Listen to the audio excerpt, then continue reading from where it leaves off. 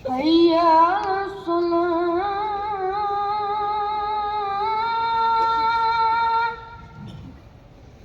हैया सुना।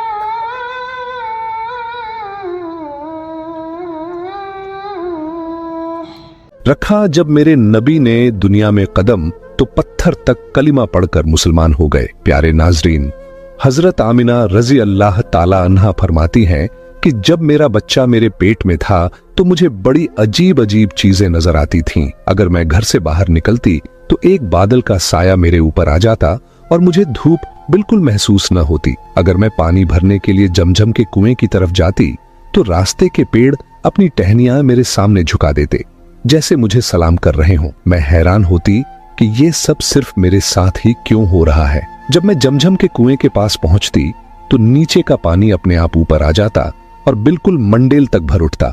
फिर मैं अपने हाथों से ही बाल्टी पकड़कर पानी निकाल लेती। मक्का की औरतें मुझे कुएं के पास रोक लेती और जाने न देती। वो कहती, ए आमिना, तुम थोड़ी देर और यहीं खड़ी रहो, वरना तुम्हारे जाने से पानी वापस नीचे चला जाएगा और हमें पानी भरने में बहुत मुश्किल होगी। इसी तरह हजरत आमिना रजी अल्लाह ताला अन्हा फरमाती है कि मैं सुना करती थी कि जब बच्चा पेट में होता है तो मां को बहुत तकलीफें झेलनी पड़ती हैं। कभी हाथ पांव में दर्द, कभी सर दर्द, कभी उल्टी, कभी बुखार और कभी चिड़चिड़ापन। ये सारी बातें सुनकर मैं सोचती कि अजीब है, मुझे तो पूरे 9 महीनों में कोई तकलीफ नहीं हुई। यहां तक कि जब तक मेरा बच्चा पेट में रहा मुझे सर दर्द तक न हुआ। हजरत आमिना को अजीब अजीब ख्वाब भी आते थे। वो फरमाती हैं कि जब मैं रात को सोती तो मुझे ख्वाब आता कि मेरे जिस्म के अंदर से एक नूर निकला है और उसने पूरी दुनिया को रोशन कर दिया है। ये सब देखकर मुझे यकीन हो चुका था कि मेरे पेट में जो बच्चा है वो यकीनन कोई आम इंसान नहीं, पैगंबर हजरत मोहम्मद मुस्तफा सल्लल्लाहु ताला अलैहि वसल्लम जब अपनी मां हजरत आमिना रजी अल्लाह ताला अन्हा के पेट में थे तो एक रोज आपकी दादी ने आपके दादा को इशारे से बुलाया और कहा, क्या आपको मालूम है ये बहू आमिना बहुत महंगा इत्र लगाती है। मैं तो परेशान हो चुकी हूँ, आप जरा आमिना से इस बारे में पूछिए। ये सुनकर आपके दादा ने कहा, इस बारे में तू ही पूछ लेती, तूने क्यों नहीं पूछा? तो आपकी दादी ने कहा, मैंने कई मर्तबा कोशिश की, लेकिन जब भी मैं आमिना के सामने जाती हूँ तो उसका नूरानी चेहरा देखकर खामोश हो जाती हूँ। आमिना के चेहरे पर इतनी चमक आ गई है कि मैं कुछ पूछ ही नहीं पाती, आप ही जाकर पूछ लीजिए। ये सुनकर आपके दादा ने कहा, तू औरत जात है, घर में रहती है, लेकिन मैं मर्द हूँ, घर से बाहर निकलता हूँ, मक्का में कुरैश का सरदार हूँ। जो भी मुझसे मिलता है पूछता है, ऐ अब्दुल मुत्तलिब, तुम्हारे घर से इतनी इत्र की खुशबू कहाँ से आती है? और हाँ, एक अजीब बात यह है कि इत्र की खुशबू वहीं से आती है जहां आमिना जाती है। अगर आमिना रसोई में जाती है तो खुशबू वहीं से आती है, अगर गुसलखाने में जाती है तो खुशबू वहीं से आती है, अगर बैठकी में जाती है तो खुशबू वहीं से आती है। और ये कोई मामूली इत्र नहीं है, न इराक का न मिस्र का, ये तो कोई खास ही इत्र है। इसके बाद आपके दादा हजरत अब्दुल मुत्तलिब ने हिम्मत की और आमिना को बुलाकर कहा, बेटी आमिना, तुझे पता है मैं कुरैश का सरदार हूँ, खाना ए काबा का मुतवल्ली हूँ, बड़ी इज्जत वाला हूँ। जहां भी जाता हूँ लोग पूछते हैं, ए अब्दुल मुत्तलिब, तेरे घर से इत्र की खुशबू कहाँ से आती है? बेटी, मैं तो इत्र नहीं लगाता, तेरी माँ भी इत्र नहीं लगाती, तू ये इत्र कहाँ से लाती है? ये सुनकर हजरत आमिना की आंखों में आंसू आ गए और वो बोली, अब्बा जान, मैं आपको क्या बताऊं, मैंने सारी जिंदगी कभी कोई इत्र नहीं लगाया, मुझे अच्छे और बुरे इत्र की पहचान भी नहीं, मैंने आज तक किसी इत्र वाले से इत्र नहीं खरीदा। मगर अब्बा जान, मैं आपको एक राज की बात बताती हूं। फिर हजरत आमिना ने अपने पेट पर हाथ रखा और कहा, अब्बा जान, ये सब इस आने वाले मेहमान की बरकत है, आपने तो सिर्फ खुशबू महसूस की है, अगर मैं आपको और बातें बता दूं तो आप मुझे दीवानी कहेंगे। ये सूरज कई बार मुझे सलाम करता है, ये चांद कई बार मुझे सलाम करता है, और यही नहीं, जब मैं सोती हूं तो ऐसी ऐसी औरतें मेरे सामने खड़ी होती हैं जिन्हें न मैंने कभी देखा और न आपने। वो औरतें मेरे ऊपर हवा करती हैं। हुजूर सल्लल्लाहु अलैहि वसल्लम के दादा हजरत अब्दुल मुत्तलिब दिन रात काबे के पास जाकर काबे का गिलाफ पकड़कर रो रो कर दुआ करते, या अल्लाह, मेरा बेटा अब्दुल्लाह इस दुनिया में नहीं रहा, मगर उसके घर एक बच्चे की पैदाइश होने वाली है, या अल्लाह, इस बच्चे की हिफाजत फरमा और मेरे अब्दुल्लाह की नस्ल बाकी रखना। हुजूर सल्लल्लाहु अलैहि वसल्लम के सारे चाचा इसी इंतजार में रहते थे कि उनके भाई अब्दुल्लाह के घर बच्चा कब पैदा होगा। यहूदियों की किताब तौरात में लिखा हुआ था कि जब आखिरी नबी आने वाले होंगे तो उनकी पैदाइश से 10 दिन पहले आसमान पर एक लाल सितारा चमकेगा। जब हुजूर सल्लल्लाहु अलैहि वसल्लम की पैदाइश में 10 दिन बाकी थे तो आसमान पर वही लाल सितारा निकल आया। उसे देखकर यहूदियों में खलबली मच गई।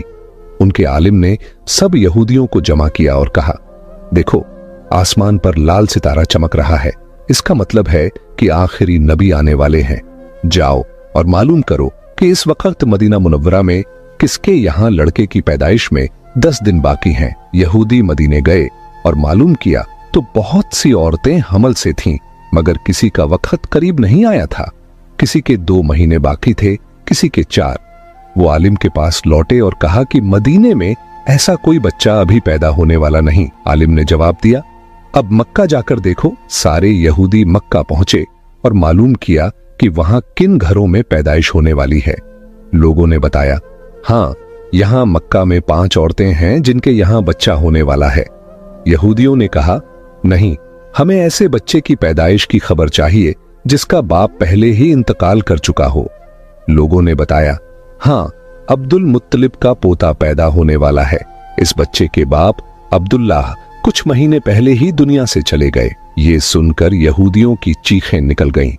वो रोते चिल्लाते अपने आलिम के पास पहुंचे और बोले, हाय अफसोस, आज नबूवत यहूदियों से निकलकर मक्का वालों को मिल गई। वक्त यूं ही गुजरता गया और आखिर वो दिन आया जिसका सबको बेसब्री से इंतजार था, जिसका इंतजार आसमान, जमीन, परिंदे और हर मखलूक कर रही थी। और फिर वो घड़ी आई। आज उस बच्चे की पैदाइश हुई जिसकी वजह से पूरी दुनिया बनाई गई। अगर वो न होते तो शायद ये दुनिया भी न होती। आज उस बच्चे की पैदाइश हुई जिसके लिए चांद 2 टुकड़ों में बांट दिया गया। आज उस बच्चे की पैदाइश हुई जिसकी खातिर सूरज को अपनी जगह पर रोक दिया गया। अल्लाह ने हुक्म दिया, ए सूरज, अभी मत डूबना, क्योंकि मेरे हबीब मोहम्मद सल्लल्लाहु अलैहि वसल्लम ने अभी असर की नमाज अदा नहीं की। आज उसी बच्चे की पैदाइश हुई जिसके पास पूरी जिंदगी में जिब्राइल अलैहिस्सलाम 26,000 बार तशरीफ लाए। रात गहरा चुकी थी। हजरत आमिना रजी अल्लाह ताला अन्हा के पेट में हल्का सा दर्द उठा। उन्हें महसूस हुआ शायद आज मेरे बच्चे की पैदाइश होने वाली है। उन्होंने हजरत अब्दुल मुत्तलिब को ये खबर दी। हजरत अब्दुल मुत्तलिब ने मोहल्ले की दाई हजरत शिफा को बुलाकर कहा, आज रात तुम आमिना के साथ ही रहो, क्योंकि मेरे बेटे अब्दुल्लाह के घर बच्चा पैदा होने वाला है। रात धीरे धीरे गुजरती गई। चांद खामोश होकर बादलों में छुप गया। हजरत आमिना फरमाती है, जिस रात मेरे घर बच्चे की पैदाइश हुई उस वक्त गरीबी का ये आलम था कि चिराग में तेल जलाने के भी पैसे नहीं थे। यही वो गरीबी की रात थी जिसमें हमारे आका सल्लल्लाहु अलैहि वसल्लम इस दुनिया में तशरीफ लाए। उस रात हजरत अब्दुल मुत्तलिब और उनके सारे बेटे घर के बाहर बैठे रहे। वो सोचते रहे, अगर अब्दुल्लाह की बीवी के साथ कोई हादसा हो गया तो हम फौरन इलाज का इंतजाम करेंगे। पूरी रात कोई नहीं सोया। रात ढलती जा रही थी। चांद खामोश होकर डूब चुका था। हर तरफ अंधेरा ही अंधेरा था। घर के अंदर भी अंधेरा, घर के बाहर भी अंधेरा। सहरी का वक्त हो चुका था कि अचानक हजरत आमिना के पेट में तेज दर्द उठा और वो समझ गईं कि अब पैदाइश का वक्त आ गया है। उन्होंने दाई शिफा को आवाज दी, मुझे दर्द हो रहा है। 1 घंटा पैदाइश का वक्त गुजरा और फिर सुबह होने से कुछ पहले हमारे प्यारे आका सल्लल्लाहु अलैहि वसल्लम इस दुनिया में तशरीफ ले आए। हुजूर सल्लल्लाहु अलैहि वसल्लम की पैदाइश पर 3 बड़ी अजीब निशानियां सामने आईं, जिन्हें देखकर दाई शिफा भी हैरान रह गईं। पहली चीज, जब बच्चा पैदा होता है तो उसकी नाफ मां की आंत से जुड़ी होती है, मगर हमारे हुजूर सल्लल्लाहु अलैहि वसल्लम की नाफ मां की आंत से बिल्कुल अलग थी। दूसरी चीज, जब बच्चा पैदा होता है तो उसके साथ बहुत गंदगी निकलती है, लेकिन हमारे आका सल्लल्लाहु अलैहि वसल्लम जब पैदा हुए तो उनके साथ नजासत का एक कतरा भी नहीं निकला। तीसरी चीज, जब लड़का पैदा होता है तो उसका खतना नहीं हुआ होता, लेकिन हमारे प्यारे आका सल्लल्लाहु अलैहि वसल्लम का खतना मां के पेट के अंदर ही हो चुका था। दुनिया में आपका खतना नहीं किया गया। ये 3 बातें देखकर दाई शिफा घबरा गईं और हजरत आमिना रजी अल्लाह ताला अन्हा से बोली, ए आमिना, मैंने अपनी सारी जिंदगी में ऐसा बच्चा नहीं देखा। फिर हजरत शिफा ने हुजूर सल्लल्लाहु अलैहि वसल्लम को अपनी गोद में लेकर एक तरफ जमीन पर लिटा दिया। जैसे ही उन्होंने लिटाया, हुजूर नबी करीम सल्लल्लाहु अलैहि वसल्लम ने अचानक करवट बदली और घुटनों के बल झुककर सीधे सजदे में चले गए। ये देखकर हजरत आमिना रजी अल्लाह ताला अन्हा की हैरानी की इंतहा न रही। हुजूर नबी करीम सल्लल्लाहु अलैहि वसल्लम पूरे 15 मिनट तक सजदे में रहे। फिर आपने सर उठाकर आसमान की तरफ उंगली से इशारा किया और सारी दुनिया को बता दिया, ऐ लोगो, इस दुनिया को पैदा करने वाली जात सिर्फ अल्लाह ही की है। हजरत आमिना रजी अल्लाह ताला अन्हा फरमाती हैं, जब मैंने अपने बच्चे को गोद में लिया तो अचानक देखा कि आसमान के तारे जमीन के करीब होते जा रहे हैं। फिर अचानक एक बादल का साया मेरे कमरे के अंदर आया और मेरी गोद से मेरा बच्चा उस बादल के साये में गायब हो गया। उस बादल के अंदर से एक आवाज आई, ए जिब्राइल अलैहिस्सलाम, इस बच्चे को पूरी दुनिया का चक्कर लगवाओ, इसे सारे नबियों की खूबियां अता करो, इसे यूसुफ की खूबसूरती दो, अय्यूब का सब्र दो, इब्राहिम की दोस्ती दो और दाऊद की मीठी जुबान दो। हजरत आमिना रजी अल्लाह ताला अन्हा फरमाती हैं, थोड़ी देर बाद वो बादल का साया हट गया और मैंने देखा कि मेरा बच्चा फिर मेरी गोद में लेटा हुआ था। सुबह होने ही वाली थी कि दाई शिफा बाहर निकलकर हुजूर सल्लल्लाहु अलैहि वसल्लम के दादा हजरत अब्दुल मुत्तलिब को खुशखबरी देने पहुंची। उसने कहा, ए अब्दुल मुत्तलिब, तुझे पोता मुबारक हो। ये सुनकर रात भर जागे हुए अब्दुल मुत्तलिब के होश उड़ गए। वो इस कदर हैरान थे कि आमिना के घर इतना खूबसूरत बच्चा पैदा हुआ है। सारे चाचा भी अपने भतीजे को देखकर बेहद खुश हुए। यहां तक कि जब अब्बू लहब की बांदी सौबिया ने जाकर अब्बू लहब को यह खुशखबरी सुनाई, ए अब्बू लहब, तुझे भतीजा मुबारक हो, तो ये सुनकर अब्बू लहब इतना खुश हुआ कि उसने अपनी बांदी सौबिया से कहा, जा, मैंने तुझे अपने भतीजे की खुशी में आजाद कर दिया। हजरत अब्दुल मुत्तलिब बहुत बूढ़े हो चुके थे, मगर खुशी इतनी ज्यादा थी कि वो अपने पोते को गोद में लिए काबा की तरफ दौड़ते चले गए। सारे मक्का वाले भी खुशी से नारे लगाने लगे। लेकिन अब्दुल मुत्तलिब ये कहां जानते थे कि उनका पोता वो इंसान है जिसकी खातिर अल्लाह ने ये पूरी दुनिया बनाई। उनका पोता इतना बड़ा इंसान है कि अल्लाह ने मेराज की रात उसे जमीन से उठाकर 7वें आसमान पर अपने सामने बिठाया और उससे बातें की। ये वही पोता है जिसे अगर मायूस देखा जाए और उसकी आंखों में आंसू आ जाए तो आसमानों पर टहलका मच जाता है। हजरत अब्दुल मुत्तलिब ने काबा का गिलाफ पकड़कर अपने पोते के लिए दुआएं मांगी और फिर उसका नाम रखा मोहम्मद।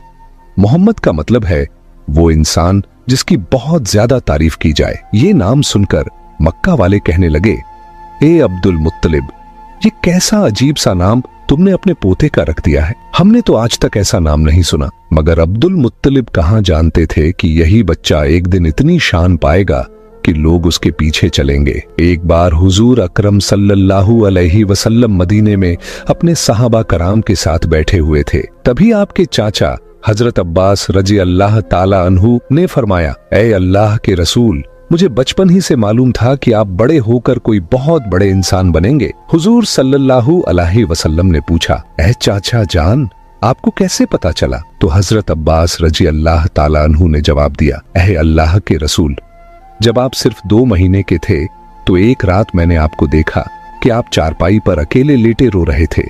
मैंने आपको चुप कराने की कोशिश की, मगर आपने मेरी तरफ नहीं देखा, बल्कि अचानक आसमान की तरफ देखकर मुस्कुराने लगे। मैं हैरान रह गया। फिर जब मैंने भी आसमान की तरफ देखा तो मेरी आंखें फटी की फटी रह गईं। मैंने देखा कि चांद आपकी उंगली के इशारे पर नाच रहा है। आप जिधर उंगली ले जाते चांद उधर ही चला जाता। ये मंजर देखकर मैं समझ गया कि आप कोई आम इंसान नहीं हैं। हुजूर सल्लल्लाहु अलैहि वसल्लम ने फरमाया, हाँ मेरे चाचा जान, आप सही कह रहे हैं। बचपन में चांद मुझे कहानियां सुनाता था, मेरे साथ खेलता था और मुझे रोने नहीं देता था। सुभान अल्लाह, ऐसे थे हमारे नबी कि जिनके घर में इतनी गरीबी थी कि उनकी माँ अपने इस यतीम बच्चे के लिए एक खिलौना तक नहीं खरीद सकती थी, मगर अल्लाह ने चांद को हुक्म दे दिया, ऐ चांद, तू मेरे महबूब के लिए खिलौना बन जा और उसे खेला। उसे रोने मत देना। हुजूर सल्लल्लाहु अलैहि वसल्लम की जिस दिन पैदाइश हुई उस दिन दुनिया में जितने भी बुत थे सब जमीन पर मुंह के बल गिर पड़े। ईरान के बादशाह के दरबार में एक आग थी जो 1000 साल से लगातार जल रही थी। लोग उसकी पूजा करते थे, मगर हुजूर नबी करीम सल्लल्लाहु अलैहि वसल्लम की पैदाइश के वक्त अचानक वो आग बुझ गई और उस बादशाह ने अपने महल में अपनी शक्ल की 14 लाइटें बनवा रखी थीं, मगर हुजूर सल्लल्लाहु अलैहि वसल्लम की पैदाइश पर वो सारी लाइटें जमीन पर गिर पड़ीं। अगले दिन दोपहर के वक्त एक यहूदी आदमी अपना सामान बेचने के लिए मक्का आया हुआ था। वो यहूदी आसमान की तरफ देख रहा था और उसे सारी निशानियां नजर आने लगीं जो आखिरी नबी की पैदाइश की खबर देती थीं। उसने मक्का वालों से पूछा, आज किसी के यहाँ बच्चा पैदा हुआ है? लोगों ने जवाब दिया, हाँ, फला फला औरत के यहाँ लड़का हुआ है। ये सुनकर उस यहूदी ने कहा, नहीं, मुझे ऐसे बच्चे के बारे में बताओ जिसका बाप न हो। तो लोगों ने बताया, हाँ, अब्दुल मुत्तलिब का पोता पैदा हुआ है।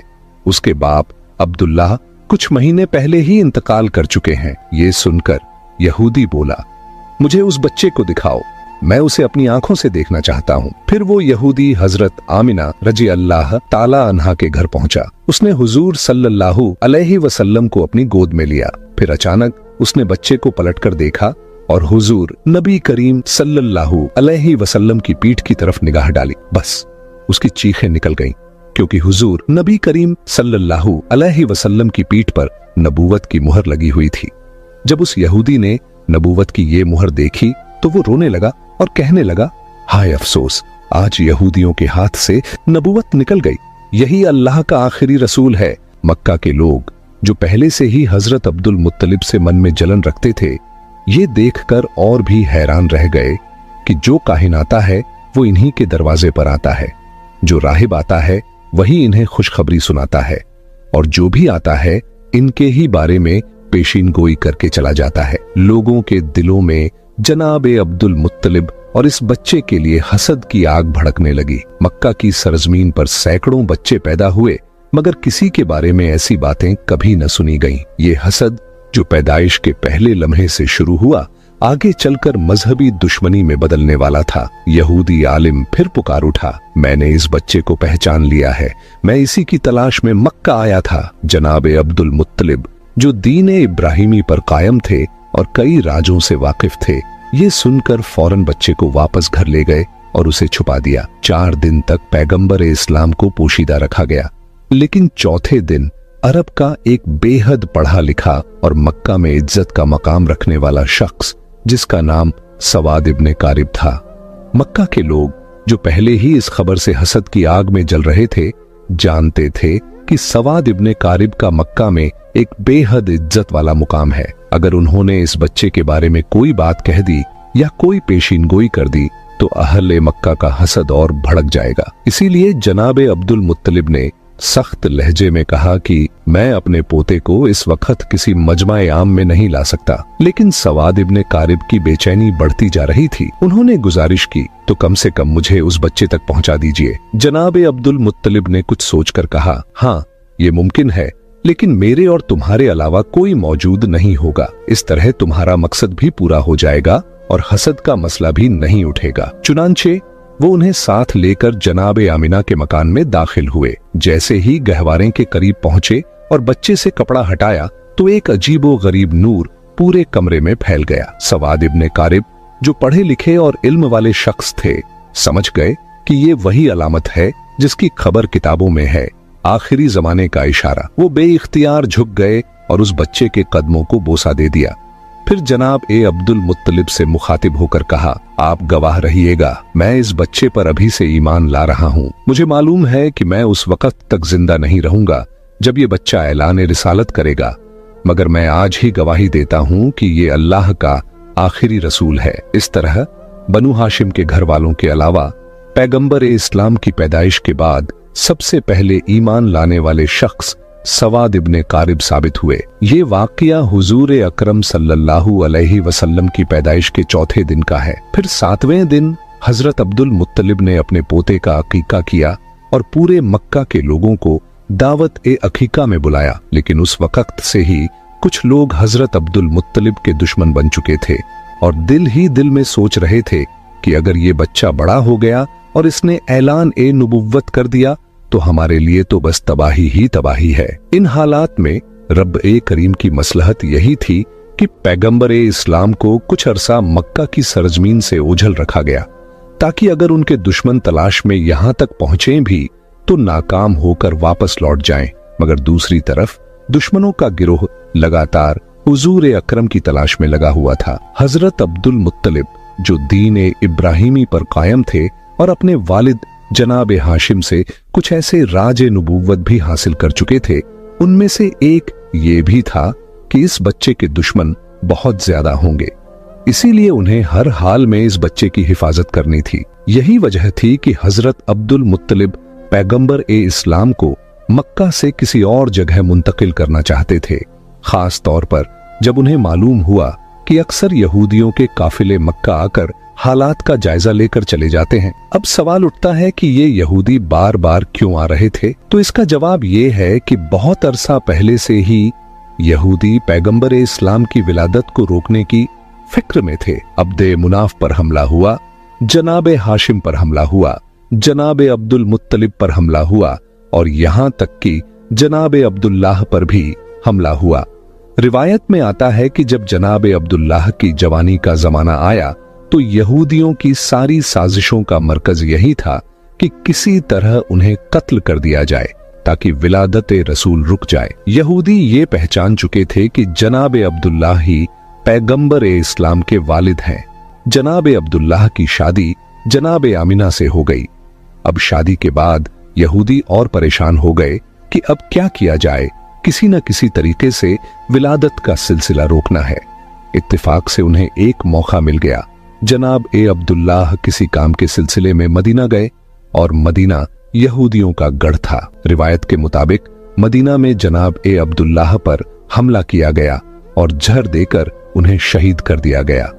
अब यहूदियों को एक इत्मीनान तो हो गया कि पैगंबर ए इस्लाम के वालिद तो शहीद हो चुके हैं, बस एक बात की तस्दीक करना बाकी थी कि पहले ये पक्का कर लिया जाए कि जनाब अब्दुल्लाह के यहां कोई औलाद है या नहीं। अगर मालूम हो जाए कि वो बे औलाद थे तो चैन की सांस लेकर अपने घर लौट जाए, लेकिन अगर पता चले कि उनके यहां कोई औलाद है तो फिर उसके कत्ल का इंतजाम किया जाए। यही सोचकर यहूदियों का एक गिरोह खास इसी काम के लिए मदीना से मक्का आया। वहां आकर उन्होंने छानबीन की और जब उन्हें ये पता चला कि जनाब ए अब्दुल्लाह का इंतकाल हो चुका है और उनके यहाँ कोई औलाद नहीं थी तो उन्होंने इत्मीनान का लंबा सांस लिया। फिर बड़े आराम से मदीना लौट गए। मदीने पहुंचकर मदीना से लेकर शाम तक जहां जहां यहूदी फैले हुए थे सबको ये खुशखबरी सुना दी, मुबारक हो, हमारे लिए जो खतरा था वो टल गया है।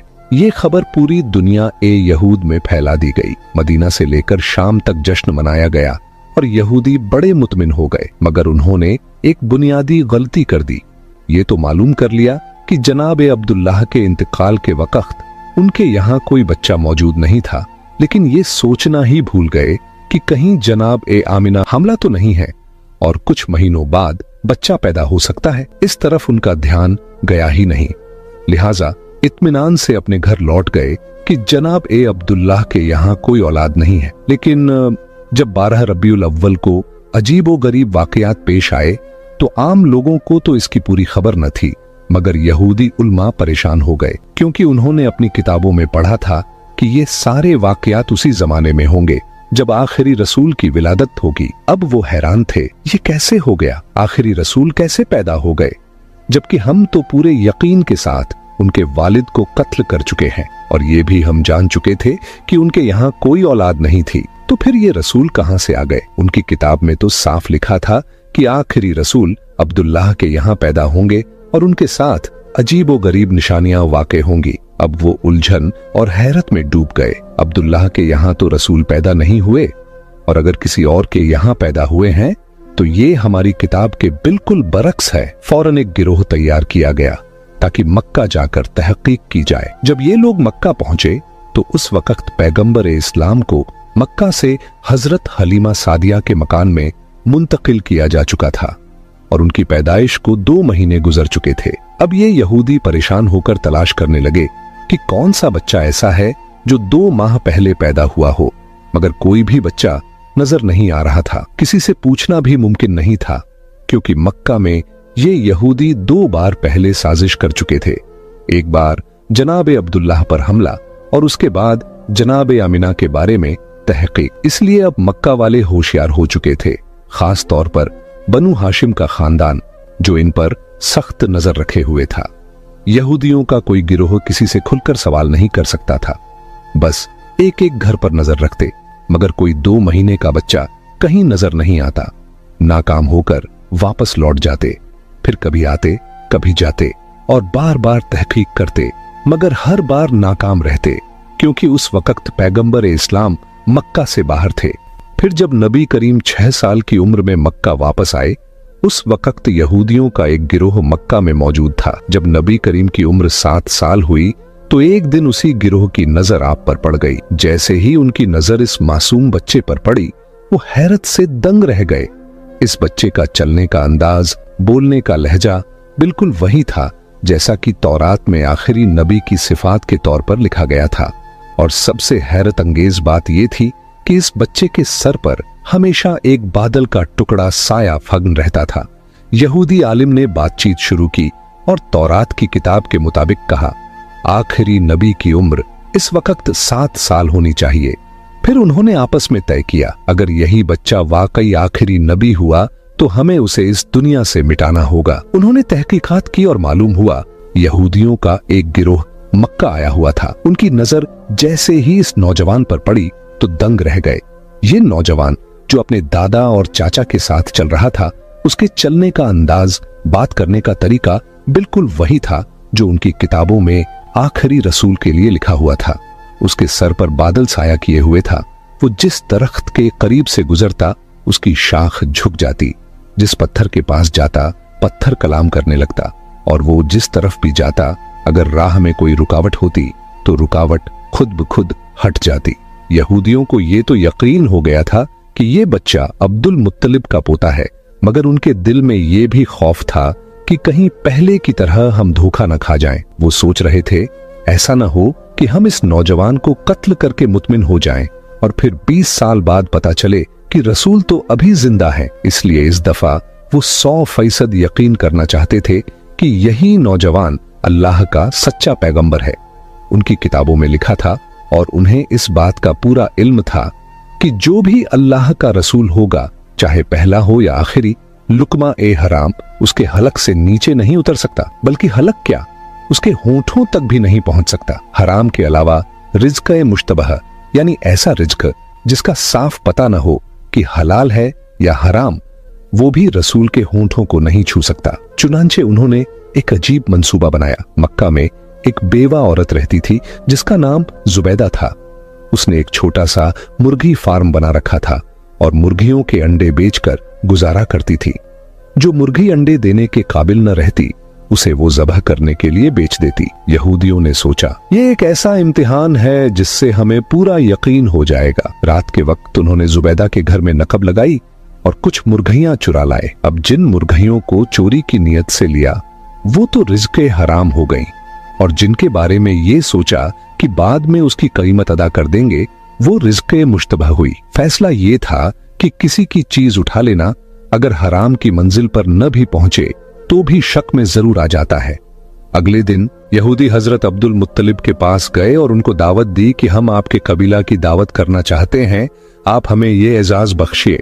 यहूदियों का असल मकसद पैगंबर इस्लाम का इम्तिहान लेना था, इसलिए उन्होंने हजरत अब्दुल मुत्तलिब से कहा, आप अकेले दावत में नहीं आएंगे, बल्कि बनु हाशिम के सारे मर्द आएंगे और खास तौर पर आपके सब बेटे और पोते जरूर आएं। हजरत अब्दुल मुत्तलिब ने मुस्कुराकर जवाब दिया, तुम न भी कहते तो भी मेरी शर्त यही होती, क्योंकि मैं अपने पोते के बगैर किसी दावत में शरीक नहीं होता। यहूदियों के तो मानो दिल की मुराद पूरी हो गई। चुनांचे खाने का इंतजाम किया गया। उन्होंने अपने जहन में पहले ही तय कर रखा था कि ये वाला गोश्त और मुर्गी हराम है और ये हिस्सा मुश्तबह है। दावत में यहूदियों ने हजरत अब्दुल मुत्तलिब से कहा, ऐ रईस मक्का, ये दावत आपके एजाज में है, खाने का आगाज कीजिए। हजरत अब्दुल मुत्तलिब ने कहा, नहीं, जब तक मेरा पोता खाना शुरू नहीं करेगा हम लोग खाना नहीं खाएंगे।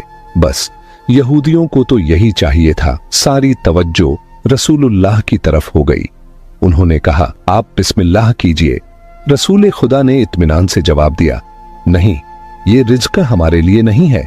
खाना तो दूर, ये हमारे होठों तक भी नहीं पहुंच सकता। यहूदियों ने हैरानी से पूछा, ये कैसे मुमकिन है? आप सल्लल्लाहु अलैहि वसल्लम ने फरमाया, हाँ, ये खाना हमारे लिए नहीं है। उन्होंने कहा, हमें इजाजत दीजिए कि हम आपको खाना खिलाएं और देखें कि ये कैसे नहीं पहुंचता। पैगंबर ने मुस्कुराकर फरमाया, ठीक है, अगर खिला सकते हो तो खिलाओ। अब यहूदियों ने रोटी और गोश्त के साथ एक निवाला बनाकर हुजूर की तरफ बढ़ाया, मगर अजीब बात यह हुई कि जैसे ही वो निवाला हुजूर के होठों के करीब पहुंचा, ऐसा महसूस हुआ कि किसी ने जबरदस्ती उनका हाथ खोल दिया हो और निवाला दस्तरख्वान पर गिर पड़ा। एक बार, 2 बार, यहां तक कि 10 बार कोशिश की गई, मगर निवाला हुजूर के होठों से लग ही नहीं सका। वो करीब पहुंचता, मगर हाथ अपने आप खुल जाता और नीचे गिर जाता। यहूदी ऊपर से तो परेशान नजर आते थे, मगर दिल ही दिल में खुश थे कि आधी अलामत तो पूरी हो गई।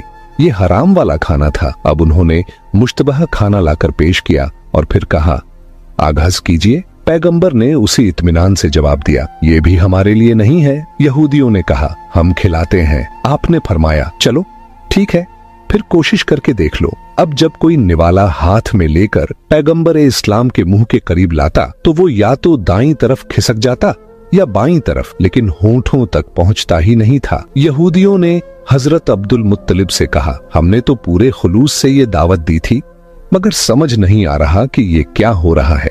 क्या इसमें कोई खुदाई राज है? जनाब ए अब्दुल मुत्तलिब और पैगंबर ए इस्लाम दोनों समझ गए कि मामला क्या है, मगर कहने का मौका नहीं था। बनु हाशिम का सारा खानदान अपने घर लौट आया और यहूदियों को यकीन एक कामिल हो गया कि ये रसूल बरहक हैं। चुनांचे इसके बाद एक नए सिलसिले से साजिशें शुरू हो गईं। अगर आपको ये बयान पसंद आया है तो इसे अपने दोस्तों में जरूर शेयर करें, और अगर आप चैनल पर पहली बार आए हैं तो चैनल को सब्सक्राइब करना न भूलें। हम मिलते हैं आपसे अगली वीडियो में, तब तक के लिए अल्लाह हाफिज।